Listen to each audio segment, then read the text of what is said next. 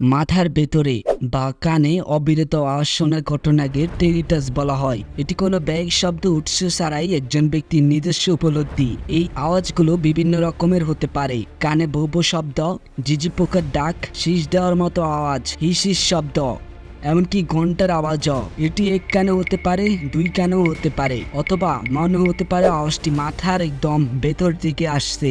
যাই হোক, এই ভিডিওতে আমরা জানবো টেনিটাস কিভাবে আমাদের মস্তিষ্কের ক্ষতি করছে, কিভাবে বুঝবেন আপনার টেনিটাস রয়েছে, এবং টেনিটাস নিয়ে বৈজ্ঞানিক তথ্য ও কিভাবে এই জটিল রোগ প্রতিরোধ করবেন। তো ভিডিওটি অনেকটাই গুরুত্বপূর্ণ হতে যাচ্ছে, না টেনে সম্পূর্ণ দেখতে থাকুন। আর ভিডিওটি একটি লাইক করুন, কারণ লাইক করলে আমরা আরো মজার এবং ইন্টারেস্টিং ভিডিও তৈরি করতে উৎসাহিত পাই। তো ভাই হিসাবে লাইকটা করে দেন প্লিজ। তো ভিডিও শুরু করা যাক, লেটস গো। টেনিটাসকে মূলত দুটি প্রধান ভাগে ভাগ করা যায়। সাবজেক্টিভ টেনিটাস, এটি টেনিটাসের সবচেয়ে সাধারণ ধরন। এই ক্ষেত্রে শুধুমাত্র আক্রান্ত ব্যক্তি আওয়াজটি শুনতে পান। এর কারণ পায় কানের ভেতরকার শুকনো লোম কোষের ক্ষতি বা মস্তিষ্কের শ্রবণপথের কোনো সমস্যার সঙ্গে জড়িত। 2 নম্বর, অবজেক্টিভ টেনিটাস। এই ধরনটি অনেকটাই বিরল। এই ক্ষেত্রে চিকিৎসক রোগীর কানের কাছাকাছি যন্ত্র ব্যবহার করে আওয়াজটি শুনতে পান। অবজেক্টিভ টেনিটাস সাধারণত শরীরের ভেতর রক্তনালী বা পেশির সমস্যার কারণে ঘটে থাকে। এই ধরনের টেনিটাস পায়ে হৃৎপিণ্ডের স্পন্দনের তালে তালে অনুভূত হয়, যাকে পালসেটাল টেনিটাস বলা হয়। টেনিটাস কেন হয়? গভীর বিশ্লেষণ। টেনিটাসের কারণ পায়ে জটিল এবং বহুবিধ হয়। এটি কানের একটি সমস্যা হলো এর মূল উৎস বেশিরভাগ ক্ষেত্রে মস্তিষ্কের শ্রবণ প্রক্রিয়ার সঙ্গে জড়িত। কয়েকটি প্রধান কারণ নিচে বিস্তারিত আলোচনা করা হলো। শ্রবণ শক্তি হ্রাস, এটি টেনিটাসের সবচেয়ে সাধারণ এবং প্রধান কারণ। আমাদের কানের ভিতরে কলিয়া নামক অংশে হাজার হাজার ক্ষুদ্র লোম কোষ থাকে, যা শব্দ তরঙ্গকে বৈদ্যুতিক সংকেতে রূপান্তরিত করে মস্তিষ্কে পাঠায়। যখন এই লোমকোষগুলো উচ্চ শব্দ, পার্থক্য বা কোনো রোগের কারণে ক্ষতিগ্রস্ত হয়, তখন তারা মস্তিষ্কে অস্বাভাবিক বা অপর্যাপ্ত সংকটে পাঠাতে শুরু করে।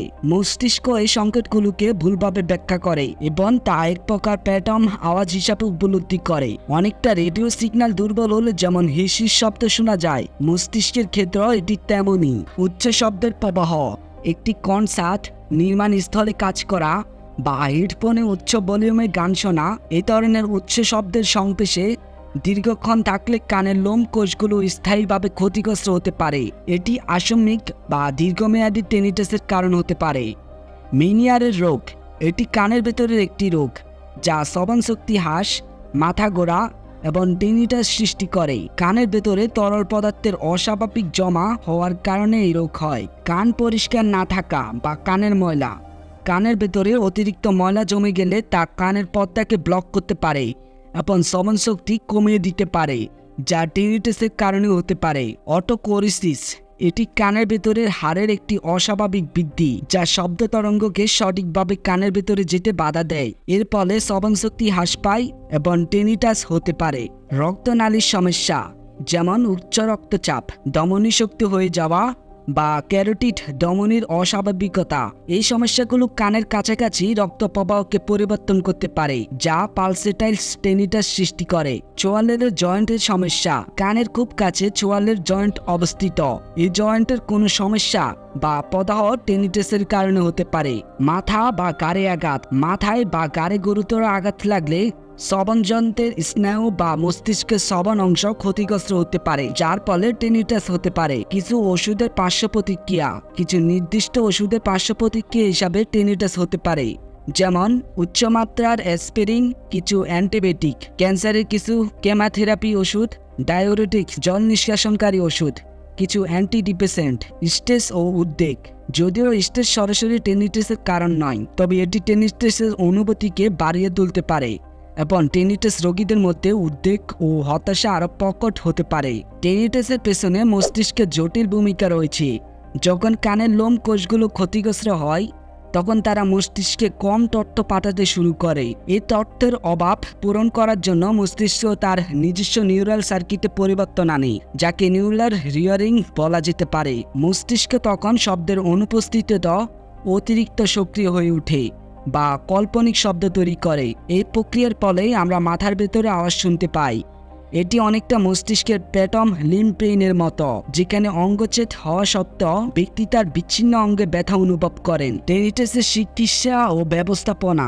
টেনিটাসের কোনো নির্দিষ্ট নিরাময় না থাকলেও এর উপসর্গগুলো কমানোর জন্য বিভিন্ন পদ্ধতি রয়েছে। শব্দ থেরাপি, সাদা গোলমাল জেনারেটর, টেনিটাসের মাস্কার বা নির্দিষ্ট অ্যাপ ব্যবহার করে পটভূমিতে মধুর শব্দ বাজানো হয়, যা টেনিটাসের আওয়াজকে ডেকে দেয় বা কম উপলব্ধিযোগ্য করে তোলে। টেনিটাস রেন্টিং থেরাপি, এটি শব্দ থেরাপি এবং পরামর্শের একটি সংমিশ্রণ, যা মস্তিষ্ককে টেনিটাসের আওয়াজকে ফিল্টার করতে বা এর প্রতি কম সংবেদনশীল হতে শেখায়। জীবনধারার পরিবর্তন, ক্যাফেইন, অ্যালকোহল এবং নিকোটিন পরিহার করা, যা পর্যাপ্ত ঘুম, স্ট্রেস কমানো এবং স্বাস্থ্যকর জীবনযাপনের টেনিটাসের উপসর্গ কমাতে সাহায্য করতে পারে। কিছু ঔষধ যেমন অ্যান্টিডিপ্রেসেন্ট বা অ্যান্টি অংজাইটিক ওষুধ টেনিটাসের সঙ্গে সম্পর্কিত উদ্বেগ বা ঘুমের সমস্যা কমাতে ব্যবহৃত হতে পারে, তবে এগুলো সরাসরি টেনিটাসের চিকিৎসা নয়। সহায়ক ডিভাইস, যদি শ্রবণশক্তির হ্রাস টেনিটাসের কারণ হয়, তাহলে হিয়ারিং এইড ব্যবহার করলে টেনিটাসের আওয়াজ কমে যেতে পারে।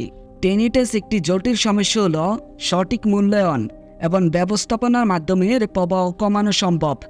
যদি আপনার মাথার ভেতরে কোনো অস্বাভাবিক আওয়াজ শুনতে পান, তবে একজন নাক কান গলা বিশেষজ্ঞের সাথে পরামর্শ করা অত্যন্ত জরুরি। তিনি আপনার অবস্থা সঠিকভাবে নির্ণয় করে উপযুক্ত চিকিৎসা পদ্ধতির পরামর্শ দিতে পারবেন।